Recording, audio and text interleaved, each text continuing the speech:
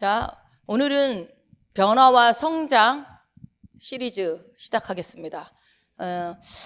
주님께 우리 성도들에게 필요한 말씀이 뭘까 기도하고 하다가 하나님이 성장이라는 단어를 주시고 성장하기 위해서는 변화가 반드시 이루어져야만 하고, 그러려면 첫 번째 제목을 한번 읽어볼까요? 실패를 인정하고 새롭게 시작하자. 네, 실패를 인정해야 새롭게 시작할 수 있습니다. 빌립보서 4장 13절입니다. 표대를 향하여 그리스도 예수 안에서 하나님이 위에서 부르신 부름의 상을 위하여 달려가노라. 표대를 향하여 그리스도 예수 안에서 하나님이 위에서 부르신 부르심의 상을 위하여 달려간다. 이게 사도 바울의 고백이죠. 실패를 인정하고 새롭게 시작하자라는 제목으로 이제 변화와 성장 시리즈를 시작할 텐데요. 이제 1월이죠. 2025년이 지나갔죠. 2026년을 우리가 맞이해서 2026년에 우리가 항상 새해를 맞이하면 2025년을 돌아보게 되죠. 지난 해를 한번 돌아보셨을 거예요. 모두 다. 돌아보셨을 때 여러분 어떠셨나요? 성공이 많으셨나요? 실패가 많으셨나요? 아마도 저는 돌아보니까 실패가 더 많더라고요. 많은 영역에서. 근데 괜찮습니다. 왜 그렇습니까? 실패한 것을 인정하고 새롭게 시작하면 되니까요. 괜찮습니다. 자, 그런데 많은 사람들이요, 실패를 인정하지 않아요. 실패를 인정하지 않는 것 같습니다. 제가 보기에는. 이 실패라는 것은 큰 실패가 있고 작은 실패가 있고 사이즈가 있죠. 근데 이 사회는 어떤가요? 이 사회는 실패를 인정하나요? 제가 알기로는 인정하지 않습니다. 절대 인정하지 않습니다. 특히 정치권은 더 인정하지 않습니다. 자, 그런데 대부분의 사람들이 저를 포함해서 성공보다는요, 인생을 살면서 실패를 훨씬 더 많이 해요. 그렇습니까? 여러분 그런 것 같아요? 네, 그런 것 같아요. 여러분이 한번 생각해 보세요. 2025년도에 시도한 것 중에 다 성공하셨나요? 시도한 것 중에? 실패한 게 더 많으시죠? 실패한 게 엄청 많더라고요. 저는 많아요. 엄청 많아요. 성공은 한두 개 하면 많이 한 거지. 자, 대부분 실패를 많이 해요. 근데 우리가 잘 아는 여러분, 아브라함 링컨이 누구죠? 아브라함이, 그 성경에 나오는 아브라함이 아니고 아브라함 링컨이 누굽니까? 미국의 대통령이죠. 이 아브라함 링컨이 우리는 역사 속에 그분을 굉장히 성공한 인물로 알고 훌륭한 인물로 알고 있어요.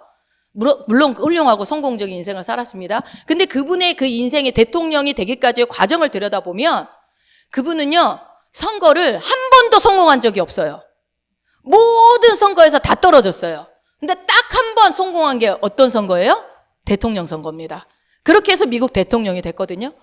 그러다 보니 우리는 계속 낙선했던 그 아브라함 링컨의 대통령의 그 삶을 모르고 이미 역사 속에 성공한 대통령으로 기록이 되었으니까 그 사람은 성공한 대통령이야 라고 생각을 하지만 사실은 그렇지 않다는 거죠. 그런 것처럼 우리의 인생도 실패의 연속이다.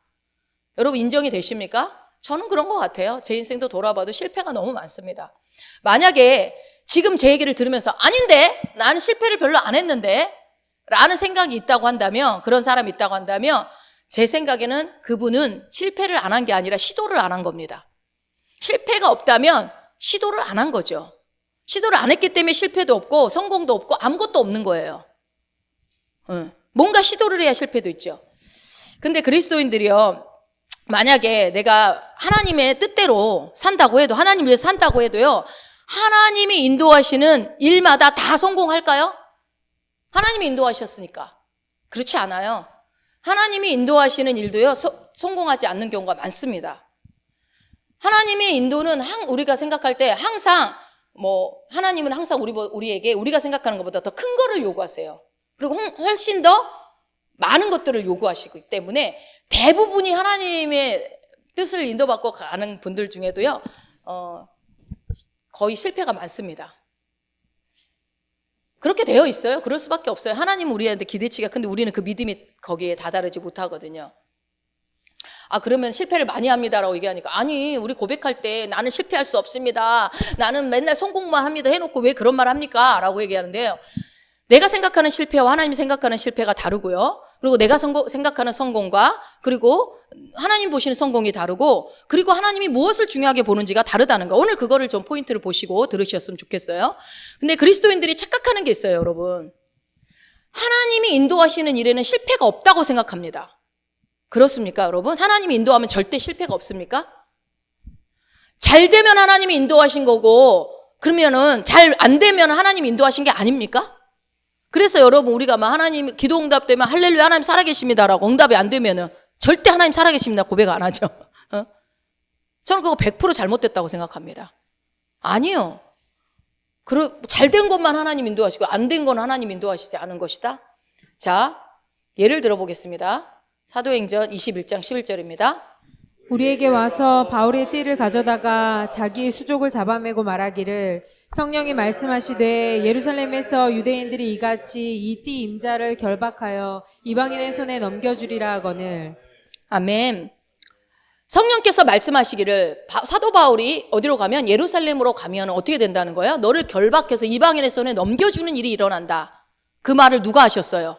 성령님이. 예, 성령님이 인도하셨는데 거기 가면 뭐가 있다는 거예요? 핍박이 있대요. 핍박이. 그래서 하나님께서 인도하신 일이며 다 잘 된다고 말하는 것은 잘못된 거죠. 잘못된 거죠. 그 성경에 없는 말이에요. 하나님 인도하면 다 잘 된다. 그건 잘못된 겁니다. 사도 바울이 마게도냐를 건너갔을 때, 빌립보 지역에 갔을 때, 복음을 전하자마자 그 에베소 지역에서 그렇게 고민하다가 손짓해서 마게도냐를 건너가자마자 무슨 일이 있었어요? 감옥에 갇혔어요. 바울과 실라가. 그러면 하나님 인도를 잘못 받았나요? 그 사람들이 실패한 건가요? 거기 갔으면 안 된다는 건가요? 분명한 환상 가운데 손짓을 해서 건너갔단 말이에요. 근데 가자마자 감옥에 갇혀요. 그래서 그들은 어떻게 합니까? 아이고, 성령의 인도 잘못 받았네, 실패했네, 그랬습니까? 아니죠. 감옥에서 뭐예요? 주님을 찬양합니다. 그들이 생각하는 실패는 감옥에 갇히는 게 실패가 아니에요. 자, 성경은 뭐라고 얘기하는지 봅시다. 디모데후서 3장 12절입니다. 무릇 그리스도 예수 안에서 경건하게 살고자 하는 자는 박해를 받으리라. 네, 하나님의 인도받으면 무조건 다 핍박도 없고 아무것도 없고 다 좋습니다가 아니라 오히려 박해를 받는다고 얘기하고 있어요. 하나님의 뜻대로 한다고 다 잘 되는 것은 아닙니다. 아닙니다. 그렇다고 안 되는 일이 다 하나님이 하신 일이다. 그 소리도 아닙니다. 잘 되는 것만이 하나님의 사인이 아니라는 그 말입니다. 자, 그래서 실패를 합니다. 많이 실패를 해요. 하고 또 하고. 그래서 하나님을 위해 살 때 실패는 더 많을까요? 더 적을까요? 더 많습니다. 여러분, 하나님 위해 살 때 실패는 더 많아요. 그럴 가능성이 높습니다. 왜냐하면요, 많은 모험을 하게 될 테니까요. 자, 그런데 내가 분명히 뭔가를 실패를 했는데 그 실패를 인정하지 않으면 그 다음에 따라오는 게 뭘까요? 내가 분명히 실패했는데 실패를 인정하지 않았을 경우에 변명과 합리화가 따라옵니다. 실패를 인정하지 않으면. 그것이 그렇게 될 수밖에 없었어. 어쩔 수가 없었어. 그 상황엔 누구라도 그랬을 거야. 라고 합리화하죠. 합리화는 변명입니다. 변명의 일종이에요. 자, 실패를 인정하지 않으려다 보니까 합리화를 하면서 그 다음에 뭐를 할까요? 그 다음에는 명분을 만들어요. 명분을 만듭니다. 하나님께서 인도하셨기 때문에 하나님이 나를 이렇게 인도하셨습니다. 하나님까지 끌어와요. 그 실패의 명분을 하나님으로 갖고 와요. 꼼짝없이 이거는 하나님이 하셨다고 하나님께 모든 거를 책임을 돌리죠. 이거를 뭐라고 그러냐? 전문 용어로 현실 부정이라고 합니다. 현실 부정. 현실을 부정하는 거예요. 분명히 나는 실패를 했는데 인정을 안 하면 그건 뭐예요? 현실 부정이 되는 거예요. 그래서 이번 프로젝트는 실패입니다. 이번 계획은 실패입니다. 이번 일은, 이번 수련회는 실패입니다. 예를 들어서 제가 실패했습니다. 이렇게 인정하지 않으면 어떻게 됩니까? 아무리 명분을 얘기를 해도 뭐 그럴싸한 명분을 얘기해도 결국은 실패에 대한 변명일 뿐이고 현실 부정일 뿐이라는 거예요. 이 현실 부정이 커지면 어떻게 될까요, 그러면? 현실 부정이 심해지면 어떻게 될까요? 모르세요? 과대망상증. 과대망상과 또요? 피해망상. 나는 피해자 코스프레라고 하나요? 나는 피해자야. 나는 과대망상이야. 과대망상이는 본인이 몰라요. 근데 과대망상증을 갖고 있는 사람들이나 그런 그 피해망상증을 갖고 있는 사람들은요, 자기가 그런 증상을 갖고 있는지를 몰라요. 근데 거기서 이제 더 심해지면 이제 겉으로 나타나죠. 정신병으로 나타나죠. 네. 여러분, 나는 못났다. 이거를 인정 못하니까 못난 사람이 잘났다고 계속 얘기를 해야 되잖아요. 계속 얘기를 해야 되니까 어떻게 돼요? 실패한 사람이 성공했다고 계속 얘기를 해야 되니까 어떻게 되겠어요? 현실 부정을 해야죠. 어떻게 된다고? 현실 부정이 심해지면 어떻게 된다고요? 정신 이상으로 가게 되는 거예요. 뭐 우리가 정신 이상까지 안 가더라도 항상 뭔가 이렇게 심각한 것들이 드러나죠, 겉으로. 그런데 문제는요, 문제는 실패를 인정했는데 인정하지 않고 현실을 부정하는 사람들이 어떤 특징이냐면 회개를 안 해요, 회개를 안 한다는 거예요. 왜 회개를 안 할까요? 왜 회개를 안 해요? 나는 잘못한 게 없으니까 회개를 안 하죠. 난 잘못한 게 없다고 생각하니까. 내 상황이 이런데 어쩔 수 없어. 그건 어쩔 수 없던 거. 누구라도 그랬을 거야. 변명하고 합리화하면서 어떻게 해요? 회개를 하지 않아요. 회개라는 게 뭐라고 그랬습니까, 여러분? 회개의 뜻이 뭐였어요? 생각을 새롭게 하는 거예요. 생각을 새롭게 하는 거. 그런데 내가 하나님 잘못됐어요, 울고불고, 이게 회개가 아니에요. 내가 생각이 안 바뀌어지면 그 사람은 회개한 게 아닙니다. 그렇죠? 나는 이런 상황 때문에 어쩔 수 없었어 라고 얘기하면서 회개하지 않으면 그것을 뭐라고 그럽니까? 교만이라고 합니다. 교만. 회개하지 않는 것이 교만이에요. 자, 실패를 인정하지 않으면 뭐를 못해요? 회개를 하지 않아요. 회개하지 않는 사람 보고 어떤 사람이라고 그래요? 교만한 사람. 여러분, 교만은 잘난 체 하는 사람이 교만이 아니에요. 교만은 어떤 사람이 교만하다고요? 회개하지 않는 자, 생각을 새롭게 하지 않는 사람이 교만한 사람이에요. 자, 회개하지 않으면 생각을 새롭게 하지 않습니다. 똑같은 말이에요. 그러면 뭐예요, 마지막에? 뭐가 안 풀어져요? 하나님의 은혜가 풀어지지 않는 거예요. 하나님의 은혜를 베풀지 않는 게 아니에요. 하나님 우리에게 언제나 은혜를 베푸십니다. 그러나 뭐예요? 시작은 뭐예요? 내 실패를 인정하지 않는 것으로부터 시작한다는 겁니다. 교만에는 은혜가 절대 부어지지 않아요. 회개하지 않는 사람에게는 절대로 은혜가 부어지지 않는다는 거예요. 은혜는 뭡니까? 은혜는 자녀를 낳지 못했던 아브라함과 사라에게 자녀가 생기는 것이 은혜입니다. 불가능한 것을 가능케 한 것이 은혜라는 거예요. 이 엄청난 은혜. 다 태가 말라져서 도저히 안 되는 불가능한 상황 가운데 그 자녀인 이삭이 태어날 수 있었던 그 놀라운 결과를 만들어낸 것이 이 엄청난 은혜라는 거예요. 여러분, 우리의 삶에 은혜가 충만해야 합니까? 예, 그렇죠. 그 은혜가 충만해야죠. 그런데 이 놀라운 은혜가 풀어져 나가는 것을 막는 것이 뭐라고요? 교만이에요. 이 은혜를 막는 것이 교만. 교만은 뭐라고요? 회개하지 않는 것. 회개하지 않는 것. 그러니까 즉 크든 작든 실패를 인정하지 않으면 뭐를 못하게 돼요? 회개를 하지 않게 됩니다. 회개를 하지 않게 되면 어떻게 해요? 생각을 새롭게 하지 않게 돼요. 생각을 새롭게 하지 않으면 하나님의 그 놀라운 은혜가 내 삶 가운데 풀어지지 않는다는 거죠. 그래서 회개에는 엄청난 능력이 있습니다. 능력이 있는데 회개를 하면 죄와 허물을 용서받습니다. 여기서 죄는 알겠는데 허물은 뭘까요? 그러면 허물. 미련한 거, 무지한 거, 무식한 거, 부족한 거. 이건 죄가 아니잖아요. 미련하고 부족하고 무지한 게 무식한 게 뭐가 죄입니까? 그거는 뭐예요? 그러나 허물이죠, 허물. 내가 갖고 있는 허물. 그런데 회개 가운데 내 죄와 그 허물이 어떻게 된다고요? 용서받게 된다라는 거죠. 예. 죄와 허물을 용서받으면 그 은혜의 자리로 그 자리를 하나님이 채워주시는 거예요. 비우고 채워주시는 겁니다.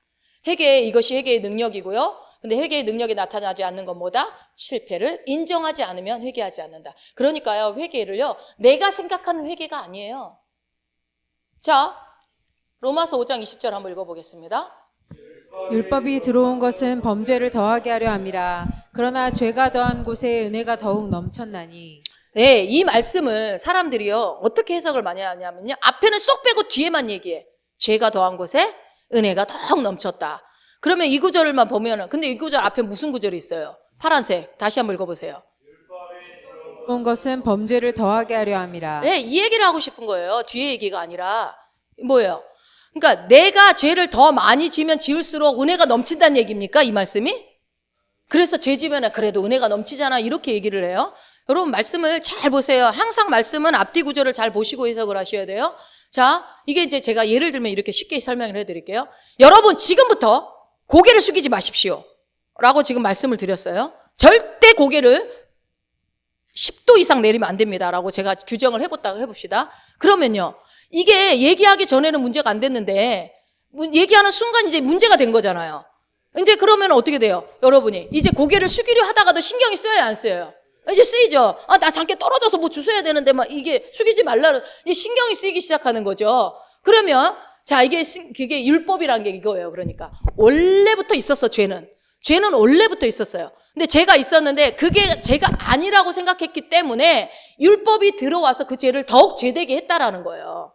그러니까 길 건너는 거 그냥 아무렇지도 않아요. 근데 신호등이 딱 세워졌어요. 그러면 빨간불에 건너버리면 그게 뭐가 돼요? 그 순간 불법이 되는 거예요. 원래 근데 신호등 없을 때 그냥 막 건너는 것도 불법이죠. 차가 오든지 말든지. 그래서 이게 더욱 죄가 되는 거예요. 고개를 숙이지 말라는 그 말이 들어오는 순간 죄가 더 이제 커지는 거죠. 그런 것처럼 죄가 커지고 커졌기 때문에 은혜가 넘쳤다라는 거지. 죄를 한 번 지으면 은혜가 50이고 두 번 지으면 100이 되고 그런 얘기가 아니라고요. 이 말씀은. 여러분 이해가 되시죠? 예, 율법이 들어옴으로 인해서 죄가 더 두드러졌다라는 거예요. 그러니까 죄가 더 두드러지니까 그곳에 은혜가 더욱 넘친 것처럼 보여지는 거죠. 그래서 이것이 어떤 사람들은 죄를 많이 짓는 게 은혜를 더욱 많이 받는 조건인 것처럼 얘기하는 사람들이 있어요. 잘못된 겁니다.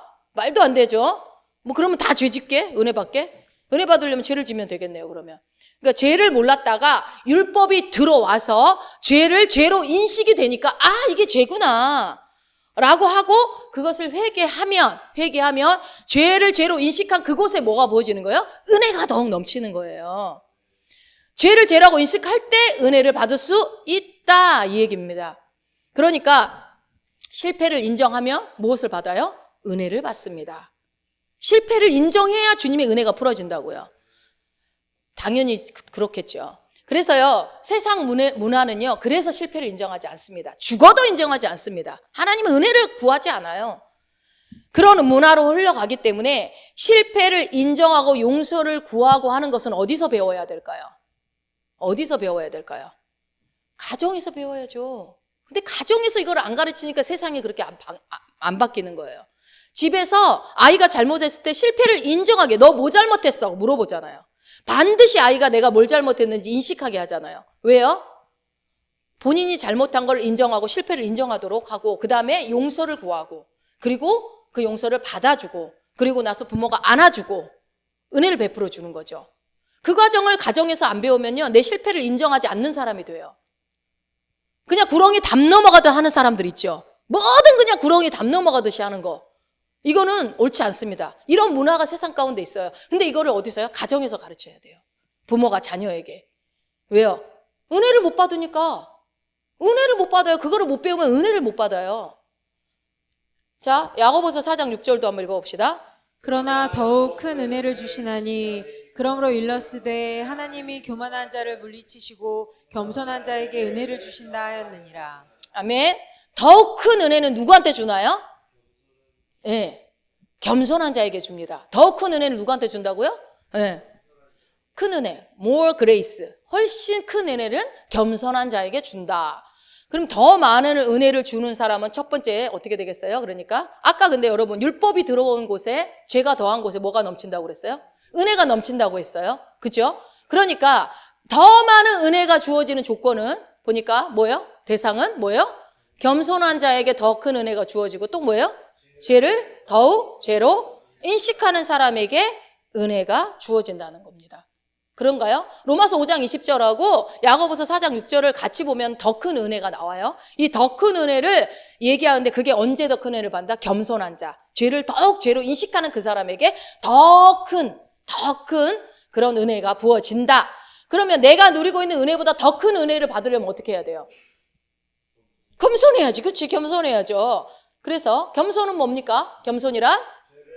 죄를 죄로 인식하는 것, 나의 죄와 허물을 인정하고 인식하는 것, 내 실패를 인정하고 인식하는 것. 예, 다 같은 말이에요. 같은 말인데 죄를 죄로 인식하는 사람이 겸손한 사람이야. 내 허물과 죄를 인정할 수 있는 것, 내 실패를 인정하고 인식하는 것, 그것이 겸손이라는 겁니다. 겸손할수록 뭐가 커진다고요? 은혜가 크게 부어집니다. 예. 내가 실패했네요. 내가 잘못했네요. 그렇게 인정을 하면 은혜가 더욱 풀어질 텐데 인정을 안 한다는 건 뭔 말입니까? 내 선택에는 문제가 없습니다 라고 주장하는 것과 같아요. 내 선택에는 문제가 없었어요. 그래서 항상 보면 어때요? 나는 잘했는데 네가 문제야. 항상 나는 훌륭한 사원인데 회사가 문제고 사장이 문제야. 나는 괜찮은데 목사가 이상한 거고 저 교회가 이상한 거고 옆에 있는 성도들이 이상한 거라고 얘기를 해요. 잘 보세요. 내가 문제사원이라고 얘기한 사람 저는 그걸 별로 본 적이 없어요. 회사가 다 잘못됐더라고요. 인정하지 않아요. 그러니까 은혜가 풀어집니까? 안 풀어집니까? 절대 은혜가 풀어지지 않아요. 그런 거. 하나님이 안 풀어주시는 게 아니라니까요. 풀어주고 싶은데 본인이 맡고 있는 거예요. 또 봐봐요. 이혼한 사람들 중에 나 때문에 이혼했다는 사람 몇 명이나 들어보셨어요? 저는 거의 못 봤던 것 같아요. 다 상대방 때문에 이혼했다고 그래요. 뭐 몇 퍼센트 되더라? 나 때문에 이혼했다고 말하는 사람이 거의 퍼센테이지가 이제 제가 들었는데 기억이 안 나는데 거의 얼마 안 돼요. 다 상대방 때문이래요. 여러분 근데 손뼉이 한 손으로 소리가 납니까? 마주쳐야 소리가 난다는 얘기가 있듯이 어느 한쪽이 100% 잘못은 어느 부부에도 없어요. 그렇지 않아요? 여러분 차도 사고 나면은 100% 이 사람한테 100%인 경우는 이 차가 안 움직였을 경우죠. 근데 거의 움직이면서 부딪힌 거는 다 퍼센티지가 교통사고도 나누어지는데 여러분 사람 사는 데서 어느 한 사람만 100% 잘못이 어디 있습니까?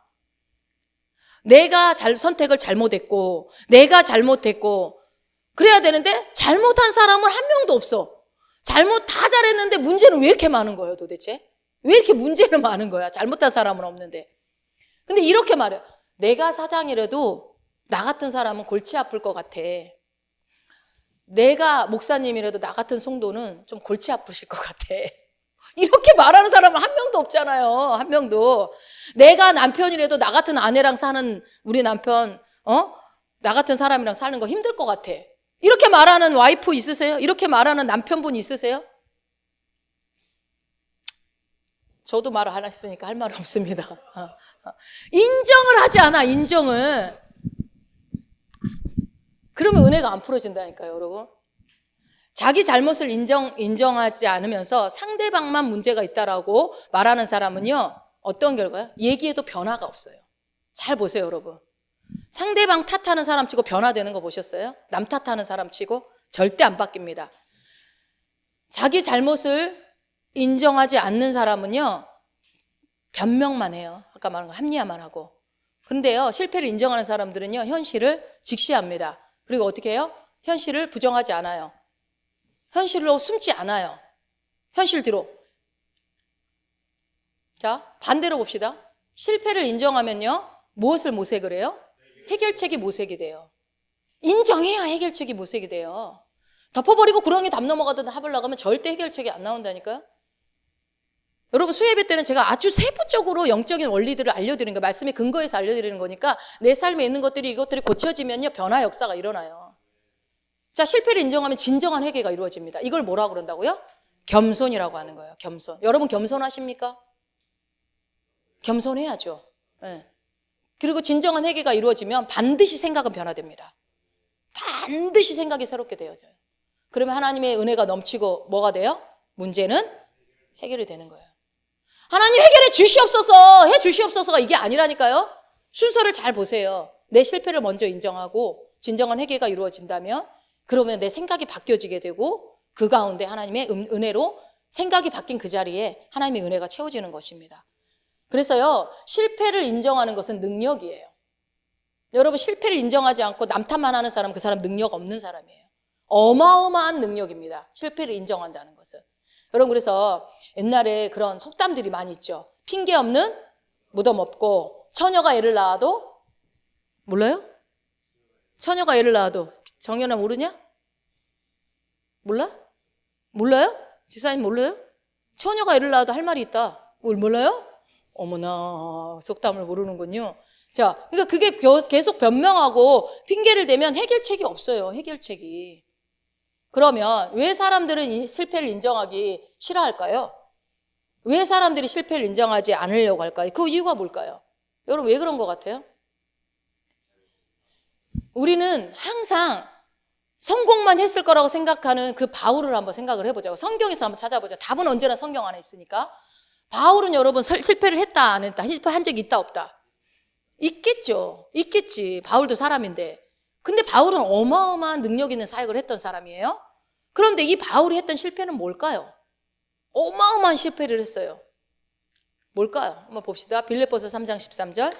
형제들아 나는 아직 내가 잡은 줄로 여기지 아니하고 오직 한 일 즉 뒤에 있는 것은 잊어버리고 앞에 있는 것을 잡으려고 표대를 향하여 그리스도 예수 안에서 하나님이 위에서 부르신 부름의 상을 위하여 달려가노라. 아멘. 여기서 뒤에 있는 것은 잊어버리고, 그래서 바울이 여기서 말한 이 뒤에 있는 것, 잊어버려야 될 그 뒤에 있는 건 뭘까요? 도대체. 잊어버려야만 내가 달려갈 수 있는, 표대를 향해서 달려갈 수 있는 그 사건이 뭐냐는 거예요. 그게 뭐냐? 여러분 뭐죠? 그 실패, 죄. 그쵸? 시데반 집사를 죽이고 교회를 닫게 하고 핍박했던 것들. 그래서 어떤 목사님은 이런 얘기 이렇게도 말씀하시더라고요. 이 사건에 대해서 그 바울의 이 빌립보 3장 13절 말씀을, 복음의 사역자가 복음 전하는 이 사람을 핍박하고 교회를 핍박하고 죽이기까지 한 그 죄를 잊어버릴 수 있다는 것은요, 이게 어마어마하게 놀라운 일이라는 거예요. 여러분, 그런 죄를, 누군가를 죽인 살인죄를 잊어버린다는 건 쉽지가 않아요. 사실 이제 어떤 뭐 사역자들 보면은 많은 분들 중에 저는 되게 놀라는 게, 가정폭력으로 굉장히 시달렸던 사람들, 혹은 뭐 이렇게 폭행, 가정의 그 어려운 문제들, 그리고 심지어는 뭐 근친상간을 당하는, 정말 말도 안 되는, 평생 몇십 년을, 어떤 여자 사역자들 같은 경우, 그런 분들이 그거를 공포를 하고 내가 그런 일을 당했고, 그렇지만 그걸 내가 잊어버리고 내 부르심을 쫓아 이 사역을 하고 있습니다라고 고백한 사람들이 우리나라는 그렇게 많지는 않지만 외국에는 상당히 많거든요. 저는 그런 얘기 들으면요, 대단하다. 어떻게 저거를 얘기하지? 여러분 같으면 할 수 있을 것 같아요. 내가 어려서부터 근친상간을 당했던 것들을 어떻게 얘기를 해요? 정말. 그런데 그거를 잊어버리고 주님의 부르심에 달려간다는 거, 그게 굉장히 쉬운 일이 아니죠. 어렵죠. 저는 못할 것 같아요, 저 같으면. 근데 사도 바울도요, 이 교회의 복음을 이방인들에게 전하는 그 사명을 맡은 첫 번째 사도로서 자기는 교회를 핍박했던 전력이 있는 사람이잖아요. 그 과거의 저를 잊어버리고 표대를 향해 나갔다라는 것은요, 이게 되게 놀라운 사건이에요.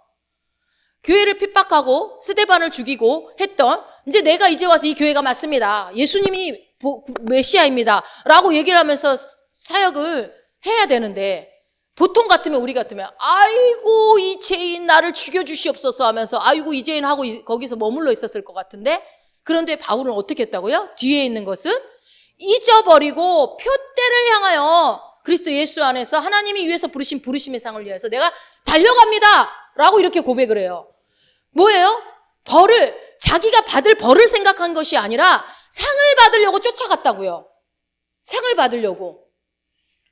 여러분, 사역자로서 이 일은요, 그 스데반 집사, 초대교회, 그 신실한 초대교회 집사를 죽이고 교회를 핍박했던 일은요, 너무나 수치스러운 죄죠. 평생 잊혀지지 않을 것 같은 너무나 엄청난 죄인데, 그것을 잊어버릴 수 있다는 것이 놀라운데요, 여러분.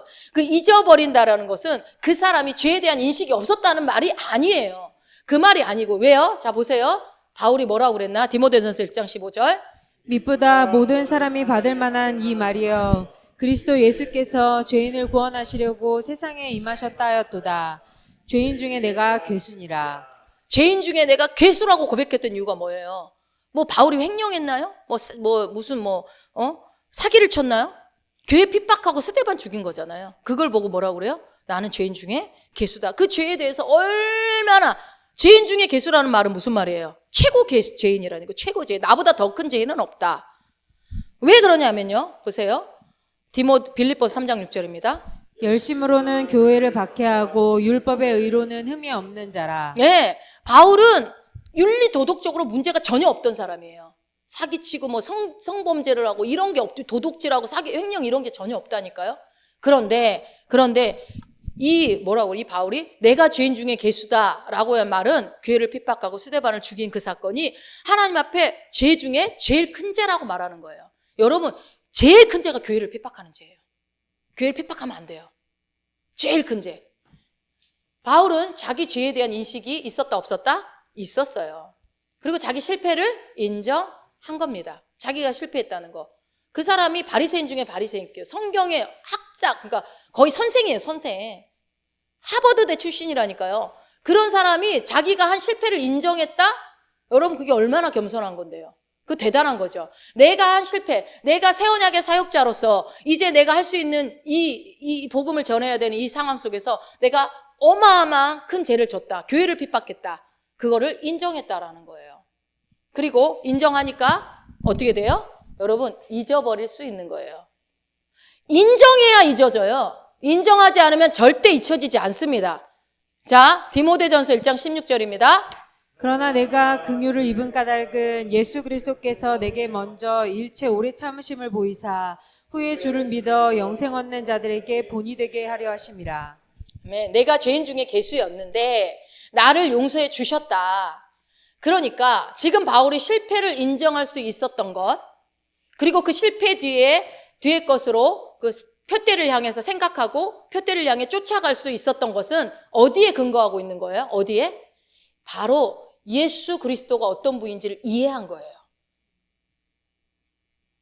예수님을 어떻게 이해하고 있나요? 사도 바울이? 긍휼을 주시는 분. 그분은 내가 실패를 인정할 때 나를 긍휼히 여겨주시는 분이라는 것을 바울은 너무나 잘 알았어요.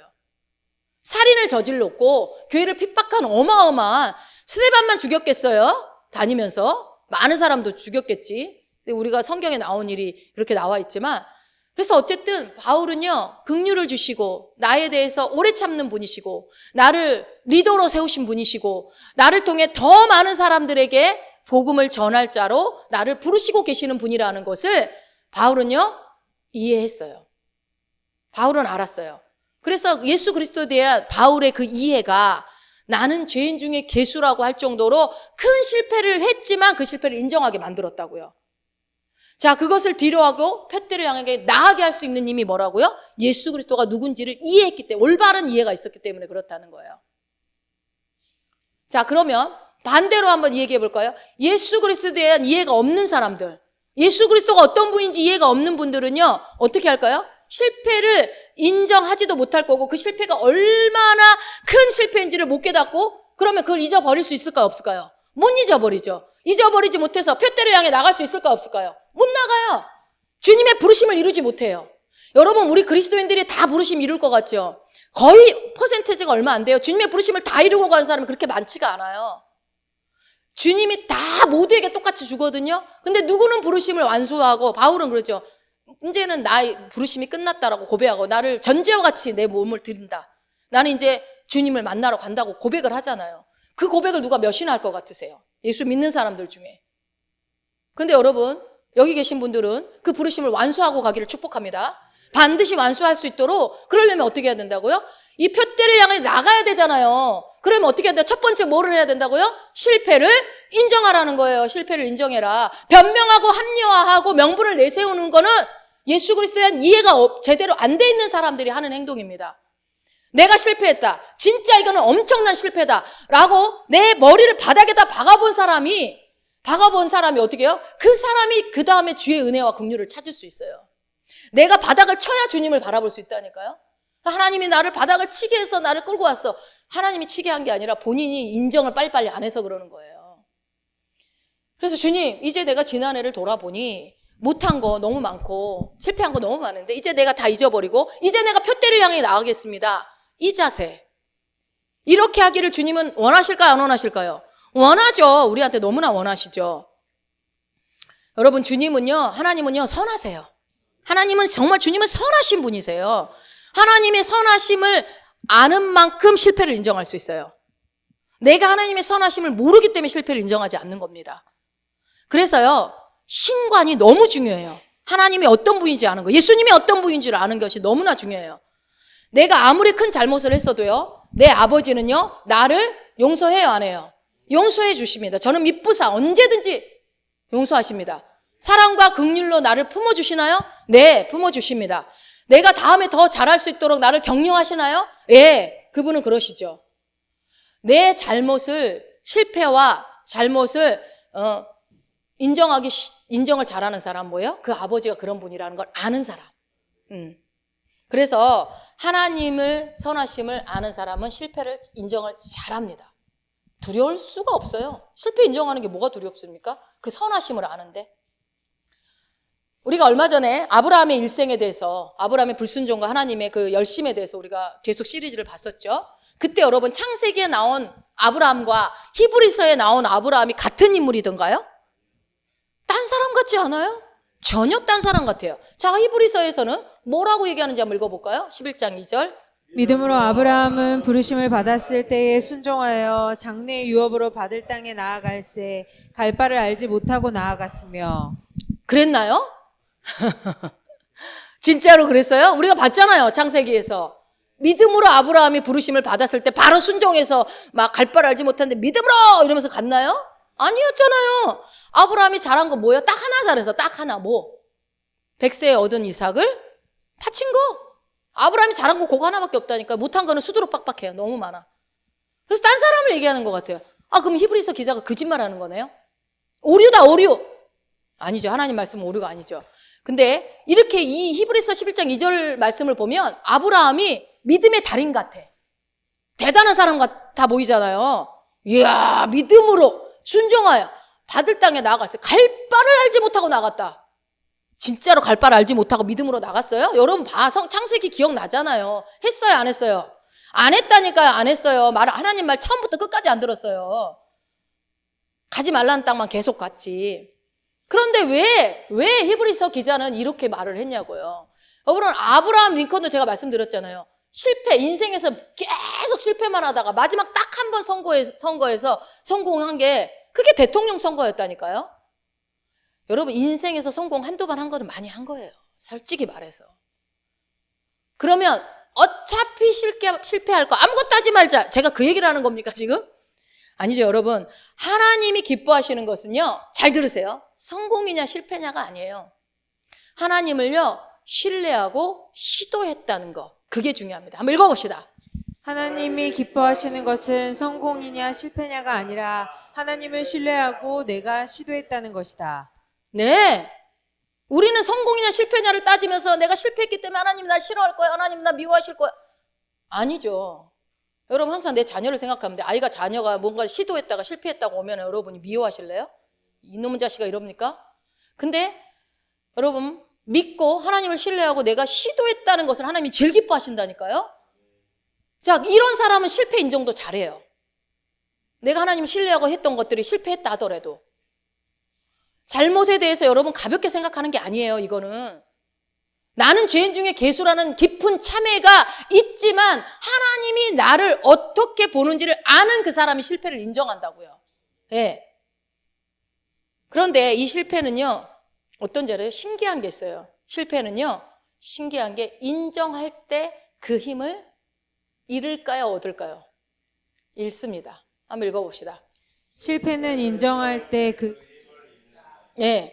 실패는요, 내가 인정을 하면 그 힘을 잃어버리게 돼요. 그 실패감, 그 감정이죠. 내가 변화되지 않은 내 혼의 이 감정, 이걸 내가 갖고 있으면 그 힘이요, 내 완벽한 영 안에 있는 하나님의 축복이 내 혼을 통해서 나가야 되는데 이 혼이 변화되지 않기 때문에 하나님의 축복이 안 풀어지는 거예요. 이 실패감을 갖고, 부족감, 실패감, 내가 갖고 있는 그런 감정, 지정의의 생각들. 자, 제가 최선을 다했는데도 이 정도밖에 되지 않았네요. 인정한 그 사람한테 하나님은 뭐라고 그러겠어요? 너 더 최선을 다해야지 이럴까요? 안 그래요, 하나님은. 최선을 다했는데 안 됐네요 라고 하는데 뭐라고 하겠어요, 하나님이. 그냥 계속 하나님 내가 이렇게 해보려 했는데 그래갖고 그건 어쩔 수가 없었어요. 교회가 구석진 곳에 있었기 때문에 어쩔 수가 없었어요. 이 사람이 원래 없었기 때문에 어쩔 수가 없었어요. 내가 여자 목사니까 어쩔 수가 없어요. 제가 이렇게 막 계속 변명을 한다고 해봅시다. 뭐 한다면. 그러면 그건 뭐예요? 내 잘못은 없고 이것 다 잘못이잖아요. 그러면 실패가 어떻게 돼요? 점점점 그 힘을 더 가져요. 그 힘이 나를 점령해요. 사람이 여러분 왜 실패를 인정하지 않는다고요? 하나님이 누구신지 얼마나 선하신 분인지 모르고 하나님은 내가 실패하면 나를 내치시고 내가 성공해야만 좋아하실 거라고 생각하기 때문에 그래요. 그러니까 실패를 극구 부인하는 거예요. 특히 이제 저같이 리더에 있는 사람들이 이런 위험성이 많습니다. 그래서요, 이 바울이요, 이 뒤에 자기의 실패, 가장 큰 죄 중에 괴수, 그 죄인 중에 괴수가 되었던 그 일을 잊어버렸기 때문에 푯대를 향해서 나갈 수 있었다라는 것을 여러분 오늘 기억하시기 바랍니다. 그런데 여러분, 바울이 받았던 이 놀라운 부르심을 바울만 받았나요? 아니죠. 여러분 모두에게도 그 부르심이 있다라는 거예요. 모두가 다 똑같은 부르심을 받았어요. 특별한 부르심을 받았는데 그걸 쫓아가지 못한 이유는 바울이 한 것을 우리가 하지 못했기 때문에 그렇다는 겁니다. 그래서 수많은 사람들이 본인의 부르심을 이루지 못하고 주님 앞에 가는 거예요. 바울처럼 뒤의 것을 잊어버리지 못하니까. 여러분, 내가 자꾸 말한 거는요, 말하고 있다는 거, 그거 해결 안 된 거예요. 자꾸 얘기한 거는. 옛날에 말이지 당신이 그렇게 말한 거 내가 아직도 진짜 그거 내가 얼마나 열받았었는 줄 알아? 막 계속 얘기하는 거 있죠. 저도 보니까 그거 여러분 해결 안 된 거예요. 말하고 있는 거는. 그거 하나님 앞에 해결했다? 아니요. 그거 해결 안 된 거예요. 말하고 있으면.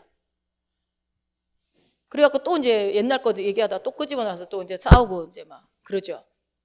뒤에 것을 잊어버리지 못하니까 내 실패, 내 죄, 이걸 인정하지 않으니까 여러분 그걸 인정해야 내가 죄인 중에 괴수였다라는 그 인정을 하고 회개를 하면 생각이 새롭게 되면서 잊어버리게 되어진다고요. 예.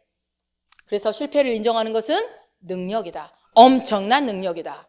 예.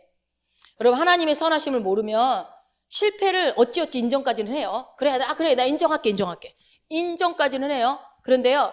거기서 선하심을 모르면 하나님이 선하신 분이라는 걸, 하나님이 어떤 분인지, 예수님이 어떤 분인지를 잘 모르면 인정은 하는데 거기서 실패자로 머물러 있을 확률이 높습니다.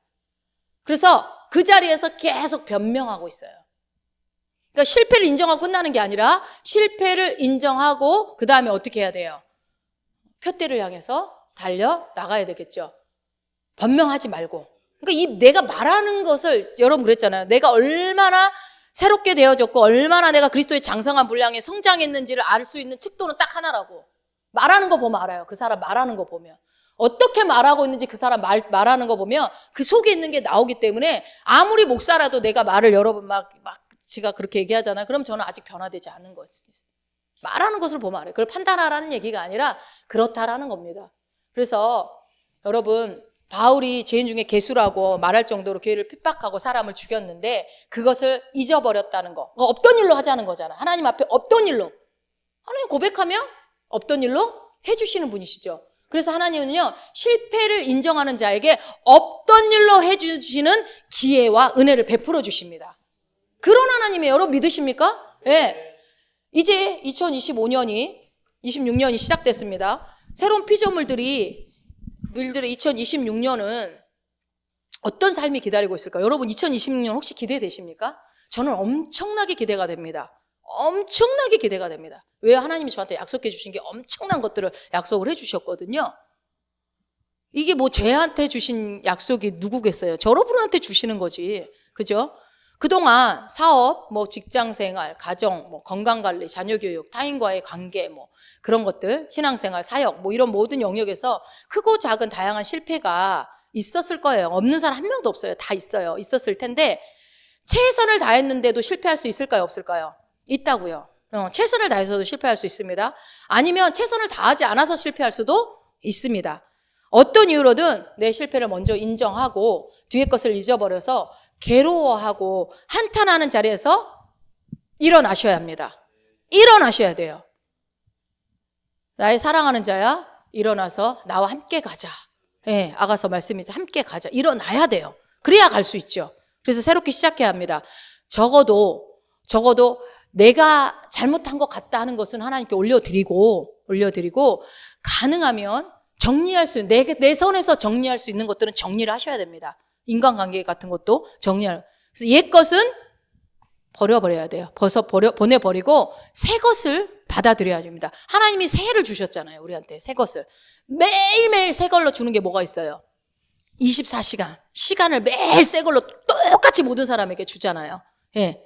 그 시간이 우리에게 얼마나 남았을까요? 우리 육체의 시간이. 우리 다 남은 게 다를 거예요. 그러나 내게 남겨진 정해진 이 육체의 시간 동안에 여러분 내가 표대를 향해서 반드시 부르심을 완성하고 가야 되지 않겠습니까? 우리의 목적이 그거죠. 이 땅에 보내진 목적이 그거 아닙니까? 그렇다면 회개의 능력을 회개의 능력이 뭐예요? 실패를 인정하고 내가 고백하고 할 때 그 힘을 잃어버리면 어떻게 됩니까? 하늘의 법정에서는요 힘을 얻어요. 이야 대단하다. 죄인 하나가 돌아서 할 때 막 잔치가 벌어지는 것처럼. 그래서 크든 작든 실패를 인정하고 그것을 하나님께 올려드리는 것이 회개다. 하나님은 내가 실패했지만요 시도한 것을 더 기뻐하십니다.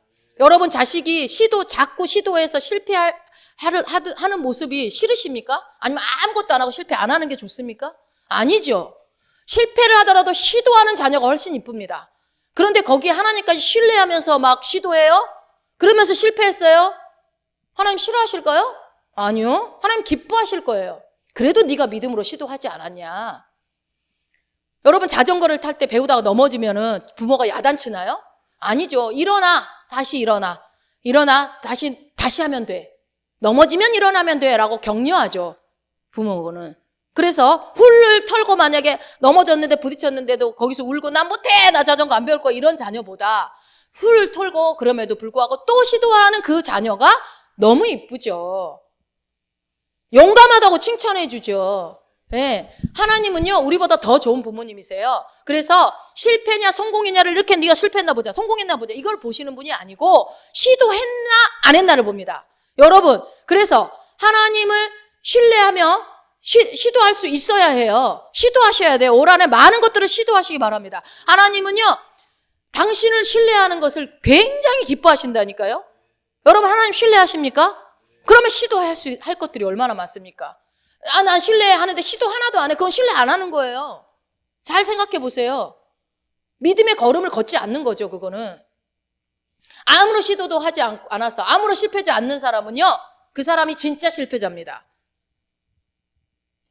여러분, 나이와 성별과 남녀노소 이런 거 상관없이 저는 올 한해 여러분들이 시도하셔야 된다고 선언합니다. 시도하실 때 성장은 있는 거예요. 여러분, 홈런을 제일 많이 친 사람이 삼진아웃도 제일 많이 당해요. 왜요? 그만큼 방망이를 많이 휘둘렸으니까. 나는 삼진 몇 번 안 당해서 그 사람은 홈런도 안 쳤을 거예요, 많이. 마찬가지 여러분, 실패를 두려워하지 마시고 올 한 해는 모험적인 삶에 도전해 보시기 바랍니다. 예. 그동안 실패가 들었고 내 자신을 신뢰하지 못해서 시도하지 못했던 것들이 저도 많은 것 같아요. 제 안에 저도 항상 약간 쫄보가 있었어요. 내 안에 쫄보가. 뭔가 하라 그러면요, 그냥 막 내가 할 수 있을까? 할 수 있을까? 근데 하나님은 자꾸 도전하라고 하고 모험적인 삶을 하라고 그래요. 제가 그 올람 금식기도학교 가서 기도하는 것도 너무 싫은 거예요. 그냥 쉬러 가고 싶은데 자꾸 하라고 하니까. 근데 또 하라고 그러고 자꾸 하라고 그러는데 제가 그래서 기도를 했어요. 하나님, 여기서도 제가 할 일이 많은데 거기까지 가서 제가 사역을 해야 됩니까? 그냥 가서 쉬고 싶은데 왜 자꾸 그러는 거예요? 그런데 제가 그래도 기도하는데 제 마음에 안 하고 싶다는 생각을 계속 갖고 있으니까 하나님 음성이 안 들려져요. 그런데 마음을 제가 비우고, 하나님이, 제 생각은 중요하지 않습니다. 하나님이 하라는 거 하는 사람이 저는 하나님의 도구일 뿐입니다. 하나님의 인도대로 제가 아무리 하고 싶어도 하나님이 하지 말라면 하지 않아야 되고, 내가 하기 싫어도 하나님이 하라면 해야 되는 게 제가 그런 사람인데, 어떻게 할까요? 하나님 그러는데 하나님이 저를 도전하게 하신다는 걸 알았어요. 자꾸 세우시고 싶으신 거예요. 자꾸. 그래서 제가 내 안에 그 쫄보는 싫은데, 우리는 항상 싫은 데가 왜요? 실패에 대한 두려움 때문에 그러거든요. 또 사람들이 또 기도원도 너무 시끄러웠다 막 이럴까봐 또 하기 싫고 막 이런 마음들이 제 안에 있는 거예요. 그래서 그거를 제가 제껴놓고 하라면 해야죠, 하나님. 그러고 나니까 마음이 편안함이 오더라고요, 평강이. 근데 깊숙이 들여다보면요, 내 안에 있는 내가 주님 앞에서 내가 스스로 맡고 있는 생각들이 있어서 그래요. 그래서요, 저는 그래서 결정했어요. 올 한 해 계속 도전하기로 결정했습니다. 도전하고 모험하기로 저는 결정했습니다. 그리고 하나님을 신뢰해서, 여러분 이거는요, 실패를 많이 하면 할수록, 내가 하나님의 일을 많이 하려고 하면 할수록 실패도 많이 할 겁니다. 그런 거를 갖다가 뭐 객기 부리다가 실패하라는 얘기가 아니고, 하나님을 신뢰해서 하나님의 뜻이라고 생각해서 내가 나갔는데 실패할 수 있잖아요. 그렇죠? 실패할 수 있습니다. 그렇지만 괜찮아요. 하나님 나라 안에서는 괜찮아요. 그거 갖고 하나님 뭐라 하지 않으세요. 실패가 두려워서 아무것도 못하는 사람보다 실패하더라도 하나님의 선하심을 믿고 도전하는 그 사람의 모습이 진짜 믿음의 모습이라고 저는 믿습니다. 여러분 어떻게 하실래요? 올 한해 어떻게 하실래요? 저와 함께 계속 도전하실 겁니까? 여러분 믿음은 뭡니까? 읽어봅시다. 믿음은 하나님을 신뢰함으로 도전하는 모험이다. 예, 믿음은 모험입니다. 누구를 신뢰하실래요? 하나님을 신뢰하셔서 도전하십시오. 모험하십시오. 그래서 하나님을 신뢰함으로 모험을 할 때, 그 방향으로 나아가기도 할 때요, 만에 하나 실패하잖아요. 그거를 합력해서 선으로 바꾸세요.